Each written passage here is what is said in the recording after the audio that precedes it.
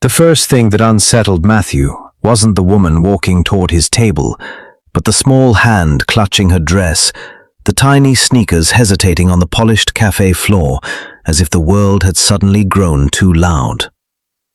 His coffee had barely cooled, his phone still open to a half-written text about escape plans, and in that instant, his expectations shattered into something heavier, something that pressed against his chest without warning. He had come thinking this would be simple, disposable, another evening to survive and forget. Instead, his breath caught, and he wondered, without meaning to, what he would do if his life surprised him like this, if responsibility arrived uninvited and asked to be seen. What if this happened to you, right when you thought you had nothing left to give? Matthew had agreed to the blind date out of exhaustion rather than hope. At 36, living in Columbus, Ohio, his life had become a series of long workdays, quiet nights, and carefully avoided memories. 2 years earlier, grief had hollowed him out after a drunk driver took his younger brother, leaving Matthew with guilt he never learned to set down. He had stopped imagining a future that included anyone else, because caring felt dangerous, like tempting fate. Friends insisted he needed to try again, to sit across from someone new, to remember that life could still offer warmth. He told himself it was just coffee, just an hour of polite smiles, nothing more. Rachel arrived with tired grace, her hair pulled back in a way that suggested mornings rushed and nights too short. She looked apologetic without saying a word, her eyes flicking to Matthew as if bracing for disappointment. The little girl beside her studied the room with solemn curiosity, then pointed toward Matthew's table with a seriousness that made his throat tighten.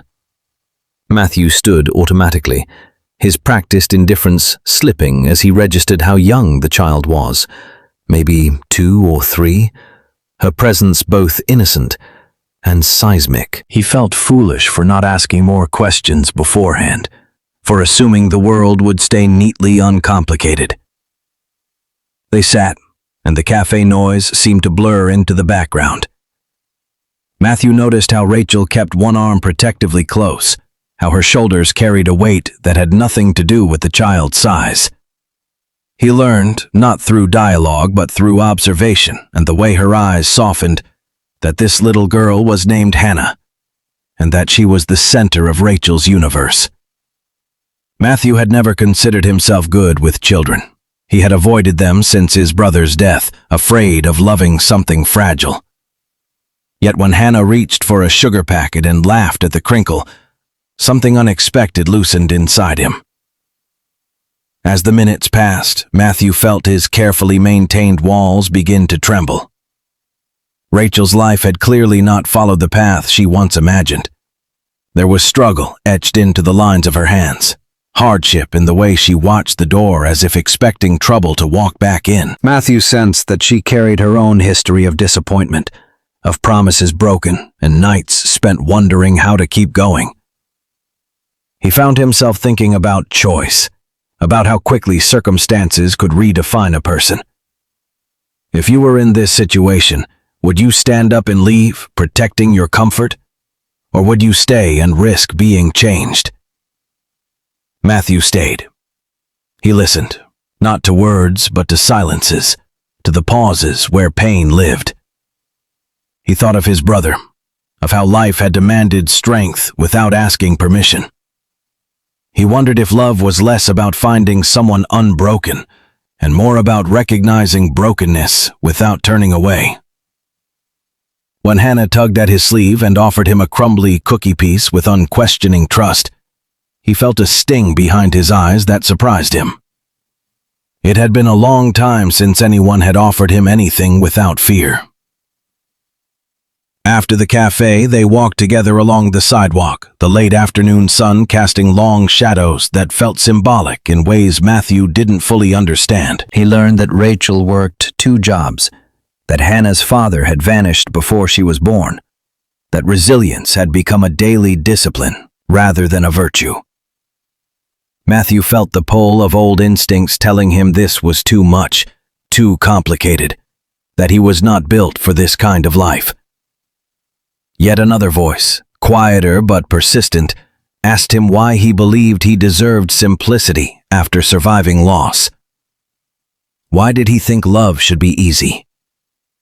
The days that followed surprised him even more.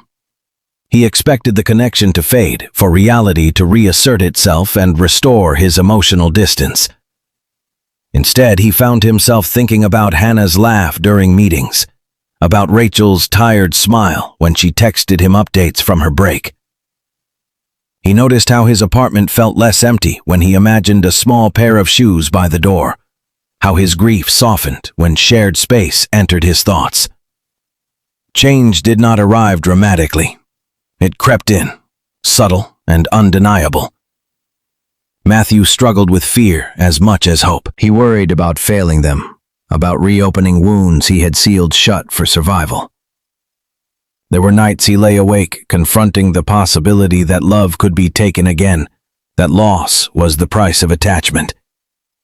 But there were also moments of quiet joy, of watching Hannah fall asleep on his shoulder during a movie, of seeing Rachel exhale for the first time in years when she realized she was not alone anymore. Hardship had not vanished. Bills still piled up, exhaustion lingered, and memories still hurt. Yet something new had taken root alongside the pain. Months passed, and Matthew understood that the blind date had never been blind at all. It had forced him to see beyond his own scars, to recognize that healing often comes disguised as responsibility. He realized that Hannah had changed him not by demanding anything, but by existing fully, by trusting without reservation. Rachel's strength humbled him. Her vulnerability taught him courage. In choosing to stay, Matthew discovered that second chances rarely look like fresh starts. They look like messy, imperfect continuations that ask more from us than we planned to give. On a quiet evening, as Matthew watched Hannah chase fireflies in a small Ohio backyard, while Rachel leaned against him, weary but smiling, he felt the weight of his brother's absence settle into something gentler. Grief had not disappeared, but it had transformed, woven into a life that now included laughter and purpose. He thought about the man he had been walking into that cafe, convinced he had nothing left to offer. He almost didn't recognize him. Before this story ends, take a moment and tell us in the comments what choice you think you would have made if you were Matthew, standing at that table with your expectations shattered. Life doesn't always ask politely before it changes us, and love rarely arrives in the form we imagine.